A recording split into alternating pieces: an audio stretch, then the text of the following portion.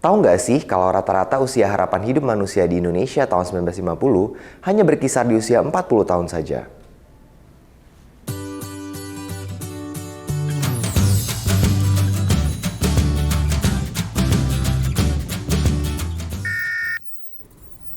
Hai Sobat UN, kembali lagi di UN Bercerita bersama saya Trisha. Hari ini aku mau ngajak kalian untuk ngomongin tentang kesehatan. Gak cuma fakta-fakta kesehatan di global, tetapi juga fakta yang ada di Indonesia. Karena pada tanggal 7 April ini kita memperingati Hari Kesehatan Dunia. Serta merayakan ulang tahun ke-75 WHO yang bekerja dengan negara-negara anggota untuk mewujudkan kesehatan untuk semua. Di tanggal 7 April kemarin, WHO sudah banyak banget melakukan aktivitas. Di antaranya pameran multimedia, kompetisi menggambar, mendongeng, dan tips sehat saat puasa yang berlangsung selama 3 hari di venue Kala di Kalijaga. Menariknya, di kegiatan ini ada banyak foto dan video bukti sejarah kontribusi WHO untuk kesehatan di Indonesia. Misal, foto anak-anak antre saat hujan demi imunisasi cacar tahun 1960. Berkat kampanye imunisasi massal ini, cacar dinyatakan tereliminasi di Indonesia tahun 1974. Nah, agar kamu semakin tahu apa saja yang sudah dilakukan WHO selama 75 tahun untuk kesehatan di Indonesia, kita langsung cek beberapa fakta berikut ini ya. Hari Kesehatan Dunia diperingati World Health Organization atau WHO untuk mempromosikan kesehatan global dan meningkatkan kesadaran tentang berbagai masalah kesehatan yang mempengaruhi orang di seluruh dunia. Setiap tahun, WHO memilih tema khusus untuk Hari Kesehatan Dunia untuk menyoroti masalah atau tantangan kesehatan tertentu. Untuk tahun ini, Hari Kesehatan Dunia bertemakan Health for All atau kesehatan untuk semua. Visi Health for All adalah semua orang memiliki kesehatan yang baik untuk memenuhi kehidupan di dunia yang damai, sejahtera, dan berkelanjutan. Nah, menurut kamu apa sih makna kesehatan untuk semua? Bagikan di media sosial aksi yang kamu lakukan untuk mendorong kesehatan global dengan tagar Health for All dan WHO 75. Jangan lupa tag @WHO dan @WHO Indonesia ya. Lalu, apa saja sih peran WHO untuk mengatasi kesehatan global? Peran WHO dalam mengatasi permasalahan kesehatan global mencakup penyakit menular seperti HIV atau AIDS, tuberkulosis, dan malaria, serta penyakit tidak menular seperti kanker, diabetes, dan penyakit jantung. WHO memainkan peran kunci dalam kesiapsiagaan dan tanggap darurat kesehatan global. Bekerja sama dengan pemerintah dan mitra lainnya untuk mencegah, mendeteksi, dan menanggapi wabah penyakit menular dan ancaman kesehatan lainnya.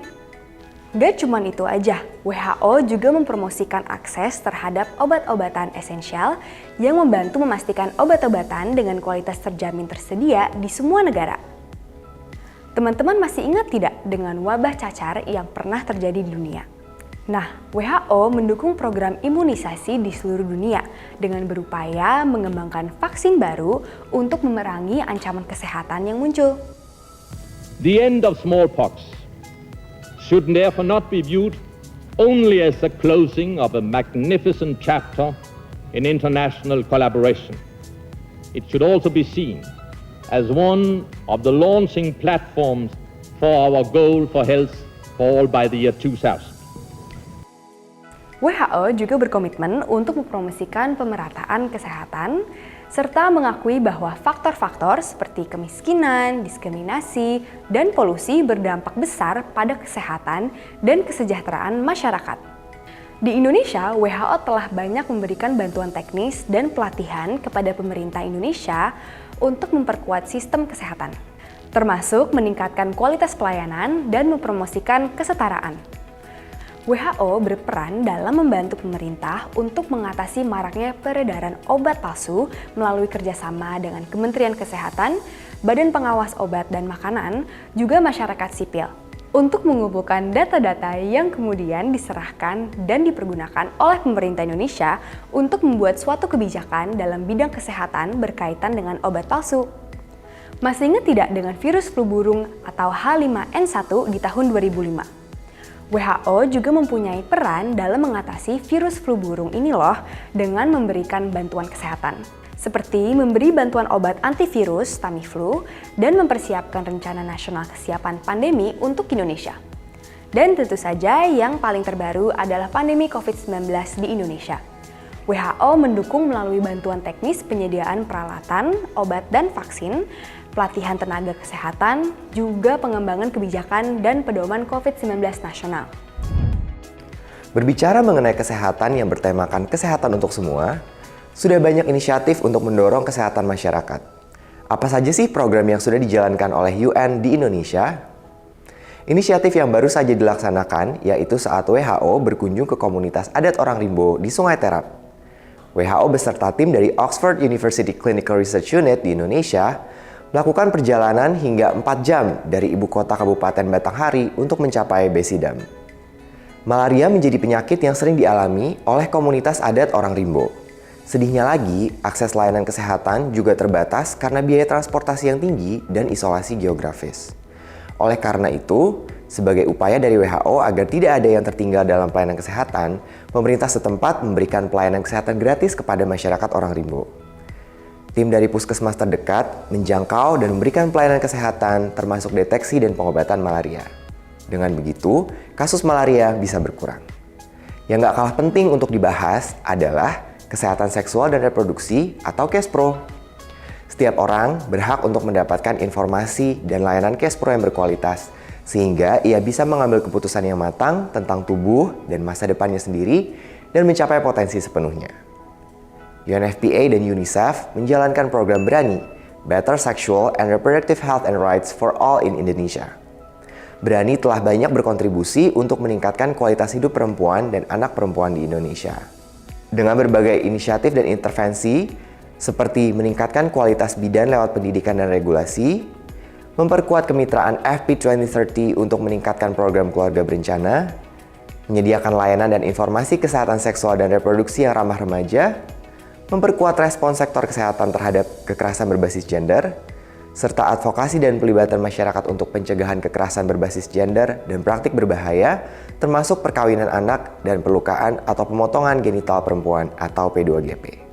Untuk informasi lebih lanjut, silakan akses link di kolom deskripsi ya. Berbicara tentang kesehatan, kurang lengkap rasanya kalau belum membagikan tips sehat buat kamu semua. Ada 10 tips kesehatan dari WHO. Di antaranya adalah cuci tangan dengan sabun dan air mengalir secara teratur, gunakan masker untuk mencegah penyebaran penyakit, terutama saat kamu sedang sakit, jaga jarak sosial minimal 1 meter dari orang lain untuk mencegah penyebaran penyakit, konsumsi makanan yang sehat dan seimbang, lakukan olahraga secara teratur minimal 150 menit per minggu untuk menjaga kesehatan jantung dan tubuh, hindari merokok dan terkena asap rokok pasif, pastikan kamu mendapatkan cukup waktu istirahat dan tidur minimal 7-8 jam setiap malam. Kurangi stres dengan melakukan kegiatan yang menyenangkan seperti membaca buku, mendengarkan musik, atau melakukan meditasi. Jangan lupa untuk melakukan pemeriksaan kesehatan rutin untuk mendeteksi penyakit lebih awal dan pengobatannya secepat mungkin. Dan juga ikuti protokol kesehatan yang diberlakukan di daerah kamu ya. Nah, itu tadi informasi dan fakta mengenai Hari Kesehatan Dunia.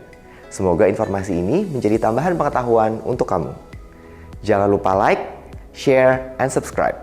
Saya Samuel undur diri, sampai bertemu di UN Bercerita selanjutnya.